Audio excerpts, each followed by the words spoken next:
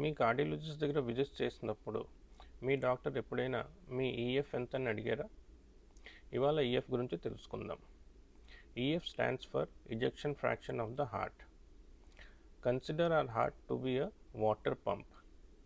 Water pump ఎలాగైతే నిమిషానికి ఎన్ని లీటర్లు వాటర్ పంప్ చేస్తుందో, అలానే మన గుండె కూడా నిమిషానికి ఎన్ని లీటర్ బ్లడ్ పంప్ చేస్తుంది. ఏమైనా డిఫెక్ట్ లేకపోతే ప్రాబ్లం రావడం వలన ఎప్పుడైనా వాటర్ పంప్కి వస్తే ఆ వాటర్ పంప్ కెపాసిటీ తగ్గుతుంది. ఇదివరకు 5 లీటర్ల నిమిషానికి చేసిన పంప్ ఇప్పుడు 4 కానీ 3 కానీ పంప్ చేయొచ్చు.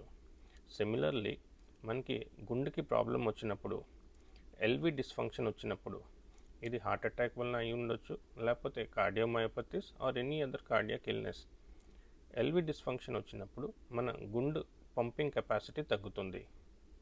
ఏదైతే ఇదివరకు 5 లీటర్లు పర్ మినిట్ బ్లడ్ పంప్ చేసేదో హార్ట్, ఇప్పుడు ఆ పంపింగ్ కెపాసిటీ తగ్గుతుంది.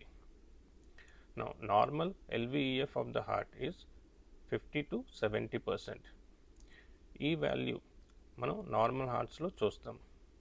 50% కన్నా తక్కువ ఉంటే అది పంపింగ్ కెపాసిటీ ఆఫ్ హార్ట్ తగ్గినట్టు.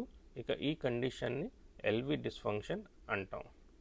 ఇక నెక్స్ట్ టైం మీ గుండె 2D ఈకో చేస్తున్నప్పుడు ఎల్విఎఫ్ గురించి అడగండి. నమస్తే.